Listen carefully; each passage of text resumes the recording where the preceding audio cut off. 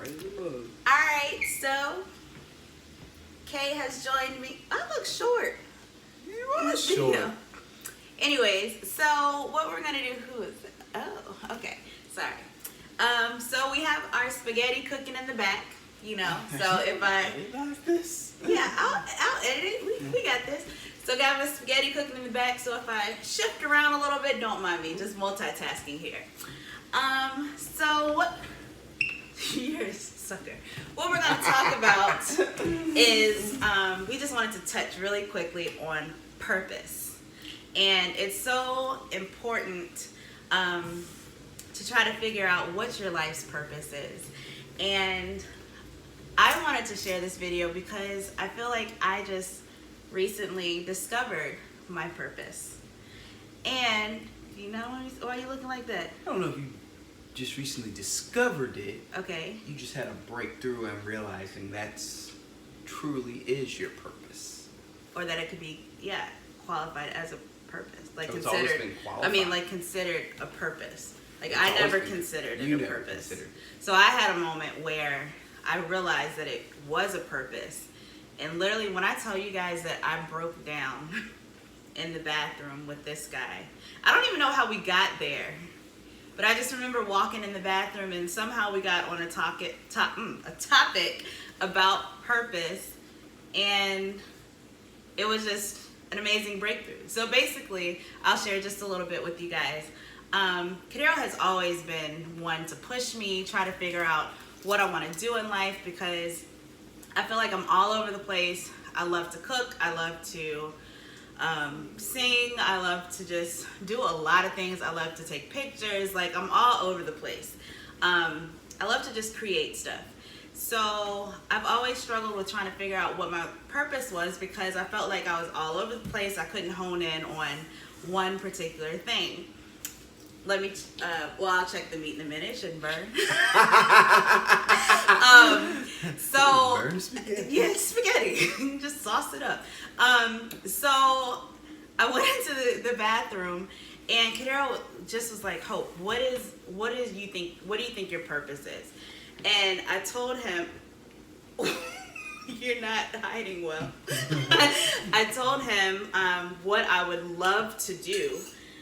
But I didn't necessarily see it as a purpose. And I told him, you know, if I could just stay at home, have babies, cook food, have people over, entertain, minister to people within the confines of my home, set an atmosphere, make the house peaceful. Like, that is what I just love to do. I'm all about a feng shui, how things feel, making sure that, you know, just the spirit is right in the home.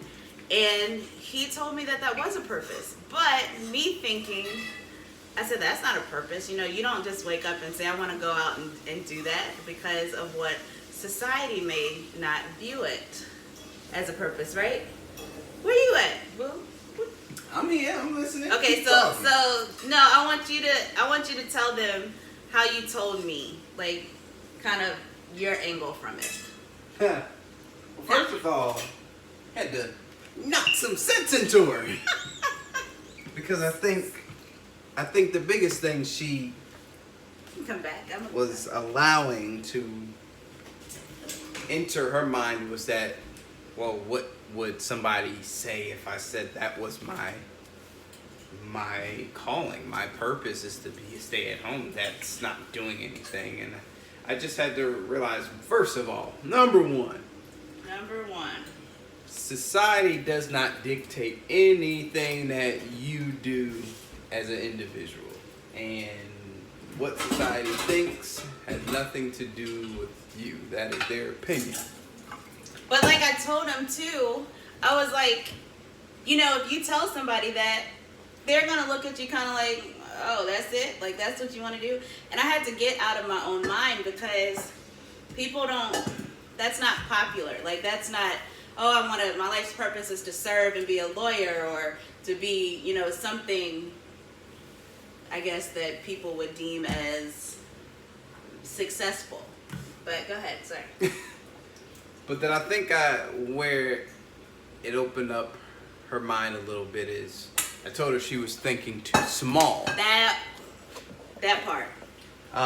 What she failed to realize is our home that she would create, that being a homemaker. First of all, today's world and being able to raise your kids in your own home in a godly fashion, that's big because daycare's out here. Daycare is outrageously expensive. People out here, these babysitters out here doing who knows what to your kids, and you just can't trust it. So that's one thing. Second of all, like she talks about, my wife does an amazing job creating a great atmosphere, a great peaceful spirit. We pray over this home when we first moved here that every person that walks into this house will feel that peace that just surpasses all understanding that God gives us. And she does that even for me every day when I come home from work. There's a peace. And when I say think bigger, is every person in here could be ministered to in a different way. It may be through us actually talking. It may be them just walking in here, having a seat, watching TV, and just be able to relax. You never know.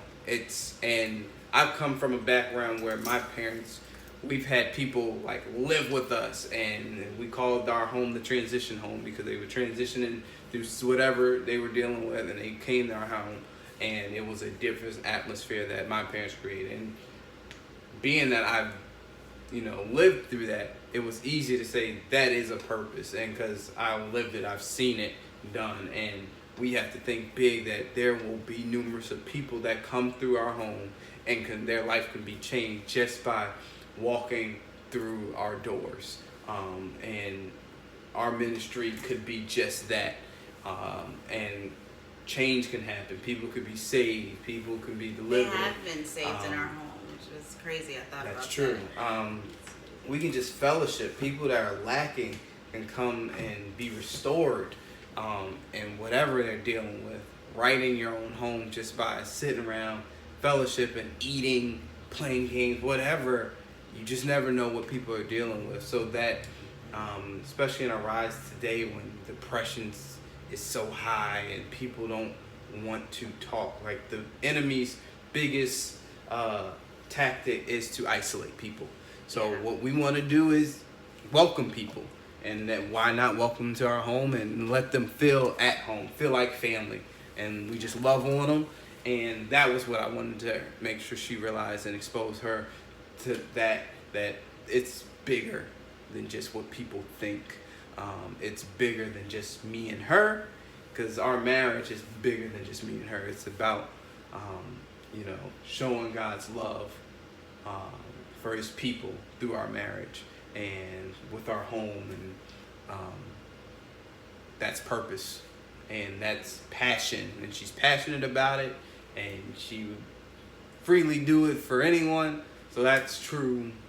I think that's true purpose, and that's what you have to find as an individual. What are you passionate about? What do you desire? And that was her desire. So I was happy when she broke down and realized. Broke down crying, y'all, like ugly cry. It was an ugly cry. I just didn't see it as that, but thank God, my eyes was open. My eyes was open. The veil was torn. Woo! That's the word. So we just wanted to share that with you guys. I wanted to share that with you guys just because never think too small of what you're passionate about. You never know how it will affect the next person. Nothing that God puts on the inside of you is small. So if you have something that you are questioning or think is too small, think bigger. Think big. And just see where it takes you. And remember that whatever you're passionate about, it definitely ain't got nothing to do with you.